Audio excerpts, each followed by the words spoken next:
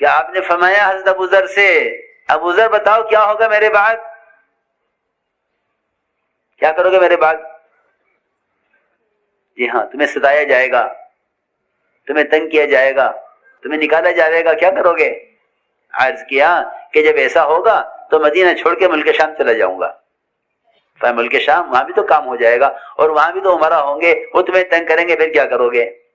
کہ واپس مدینہ آ جاؤں گا۔ فرمایا جب دوبارہ تم مدینہ آؤ گے پھر مدینہ والے تنگ کریں گے، پھر کیا کرو گے؟ سوال بھی سوال، کب تک تمہارا ارادہ کب تک صبر کرنے کا ہے؟ یہاں تو ہر آدمی نے اپنے صبر کی مدت طے کی ہوئی ہے کہ دیکھو میں 1 سال اور دیکھتا ہوں کیا ہوتا ہے، بس اس کے بعد چلا جاؤں گا۔ ہاں ایسے بھی ہیں، 1 سال اور دیکھتے ہیں کیا ہوتا ہے۔ جی ہاں، انتظار کرتے ہیں۔ میری بات یاد رکھنا ہمیشہ کہ جو دعوت کا کام کرنے میں حالات کے درست ہونے کا انتظار کرتے ہیں، اللہ تعالیٰ ایسے لوگوں کے حالات کبھی درست نہیں کرتے۔ اور سمجھتے تھے کہ جو حالات میں کام چھوڑ دیں گے وہ اس سے برے حالات کو دعوت دینے والے ہیں۔ ہاں انتظار کر رہے ہیں، ایسے بھی لوگ ہوتے ہیں کہ ہم انتظار کریں، دیکھو اونٹ کس کروٹ بیٹھتا ہے۔ اونٹ کام کریں گے، کام تو کرنا ہی ہے، لیکن ابھی نہیں کریں گے، ابھی ہم انتظار کر رہے ہیں کہ اونٹ کیا کہتے ہیں، اونٹ کس کروٹ بیٹھے۔ یہ اتنا حماقت کا جملہ ہے، حقیقت یہ ہے کہ اونٹ کسی کروٹ نہیں بیٹھتا۔ آپ دیکھ لو، اونٹ بیٹھتا ہے کسی کروٹ؟ بالکل نہیں۔ سارے جانور بکری سے لے کر جی ہاں بھینس تک سب کروٹ سے بیٹھتے ہیں، اونٹ کروٹ سے نہیں بیٹھتا، اونٹ سیدھا بیٹھتا ہے۔ دیکھا آپ نے اونٹ کو؟ ہاں اونٹ کروٹ سے نہیں بیٹھتا، جی ہاں سیدھا بیٹھتا ہے، اونٹ کروٹ سے نہیں بیٹھتا۔ تو جو انتظار کر رہے ہیں اونٹ کی کروٹ کا، ان کا انتظار کرنا بیکار ہے، انتظار کرنا فضول ہے۔ جی ہاں، کہ کسی کروٹ بیٹھتا ہی نہیں ہے، تم اس جانور کی کروٹ کا انتظار کر رہے ہو جو کسی کروٹ سے نہیں بیٹھتا۔ جی ہاں ایسا نہیں ہے، بلکہ کام کرو۔ کام کا کمال ناگواری میں کرنا ہے۔ اچھے حالات میں تو منافق بھی کام کر لیا کرتے تھے، سیدھی بات ہے۔ موافق حالات میں تو ہم بھی کر لیں گے، جی ہاں منافقین کہتے تھے۔ جی ہاں، لو کان عرضا قریبا وسفرا قاصدا لاتبعوک، وہ دیکھیں گے حالات، موقع محل، وہ کر لیں گے کام۔ کہ یہ کیا کمال ہے؟ صحابہ فرماتے ہیں ہم نے ساری خیریں پائی ہیں ناگواریوں میں۔ جی ہاں ساری خیریں پائی ہیں ناگواریوں میں۔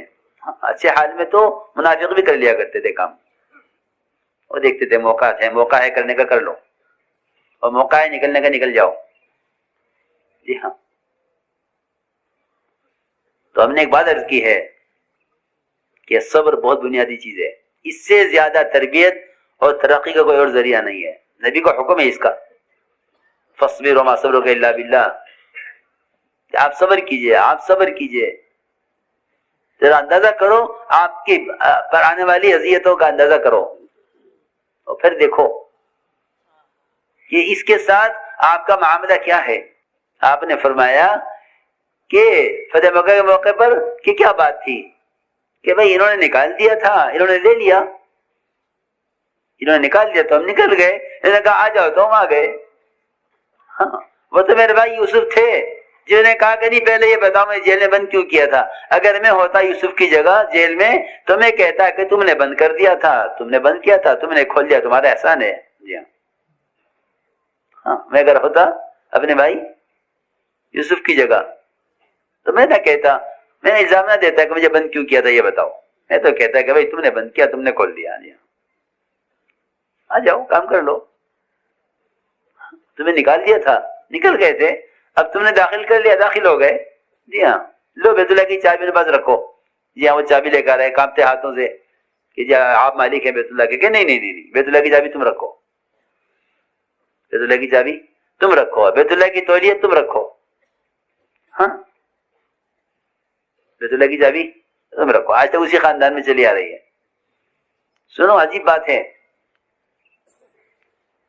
ایک فتح مکہ کے موقع پر بلال رضی اللہ تعالیٰ عنہ نے بیت اللہ کی چھت پر چڑھ کر اذان دی،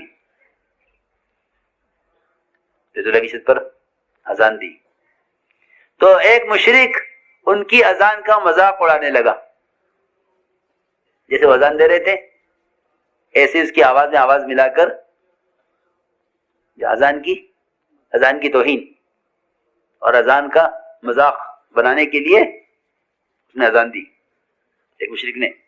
آپ نے دیکھا سنا کہ یہ استہزاء میں اذان کا مذاق اڑا رہا ہے، تو آپ نے مشرک کو بلایا، یہ نہیں کسے نکالو مار دو، اب تو ہم غالب آ گئے ہیں، کوئی کیا کر سکتا ہے۔ عجیب بات ہے، قصہ عجیب ہے بخاری شریف میں۔ بلایا آپ نے اس مشرک کو جس نے اذان کا مذاق اڑایا تھا، فرمایا کہ ایک مرتبہ اور اذان دو، میں سننا چاہتا ہوں۔ کس سے اذان دلوائی؟ مشرک سے۔ ہاں ایک دفعہ اور اذان دو۔ تم کیسے کر رہے تھے اس وقت جب وہ اذان دے رہے تھے بلال؟ تو مذاق بنا رہے تھے اذان کا، ایک مرتبہ اور کرو اسی طرح۔ تو اس مشرک نے انہی کلمات کے ساتھ اذان دی، تو درمیان اذان میں کلمہ پڑھ کے مسلمان ہو گئے۔ ہاں سنو، ابھی اذان پوری نہیں ہوئی تھی اس کی، اسی میں اسلام میں داخل ہو گئے۔ تو آپ نے فرمایا کہ ہم نے تمہیں مکے کا مؤذن بنا دیا ہے۔ اللہ اکبر، حرم مکہ کا مؤذن آپ نے اس کو طے کیا جس نے اذان کا مذاق اڑایا اور پھر اذان دوبارہ دلوائی اس سے، اور اذان کے درمیان مسلمان ہو گیا۔ کیا بنا دیا ان کو؟ اللہ اکبر، کہ بیت اللہ کا آپ مؤذن رہیں گے ہمیشہ۔ ہاں عجیب قصہ ہے یہ۔ تو بات یوں تھی، میں کچھ کہہ رہا تھا کہ اس راستے میں اصل چیز یہ ہے کہ اپنے دلوں میں وسعتیں پیدا کرو، تنگیاں نہیں، وسعتیں پیدا کرو، تنگیاں نہیں۔ تنگیوں سے فرقے بنتے ہیں، وسعت سے امت بنتی ہے۔ وسعت قلبی ہے اصل چیز، اس سے امت بنے گی۔ اس لیے وسعت قلبی کا تقاضا تھا یہ کہ درگزر کر دو، معاف کر دو۔ جی ہاں، کیا کر دو؟ درگزر کرو، معاف کرو، قصہ ختم کرو۔ جی ہاں، یہ ہے، یہ نہیں کہ اڑ جاؤ، کہ درگزر کر دو اور معاف کر دو۔ اس لیے حکم ہے فاعف عنہم، نبی جی آپ درگزر کیجئے۔ تو میرے دوستو عزیزوں، بے اصولیاں تو ہوں گی، انسان ہے، میں آپ کو بتا چکا ہوں کہ خطا تو جنت سے چل رہی ہے آدم علیہ السلام سے۔ خطا، نسیان، بھول کہاں سے چل رہی ہے؟ آدم علیہ السلام سے۔ اور یہ کہنا بھائی ہماری تو غلطی نہیں ہے، کہ سب سے بڑی غلطی یہ ہے کہ ہماری کوئی غلطی نہیں ہے، اس سے بڑی کوئی غلطی نہیں ہے۔ اس لیے کہ حدیث کا انکار ہے یہ کہنا کہ میری غلطی نہیں ہے، یہ کہنا کہ میری غلطی نہیں ہے، یہ حدیث کا انکار ہے۔ فرمایا کلکم خطاؤن، تم سب کے سب خطا کار ہو، کوئی آدمی اپنے آپ کو خطا سے بری کہہ نہیں سکتا۔ فرمایا کلکم خطاؤن۔ جی ہاں، اللہ کو بات پسند نہیں ہے کہ بندہ اپنے جرم کا انکار کرے، اللہ کو اعتراف پسند ہے۔ جی ہاں، انکار پسند نہیں ہے، بندہ انکار کرے اپنے جرم کا، یہ اللہ کو پسند نہیں ہے، اللہ کو اعتراف پسند ہے۔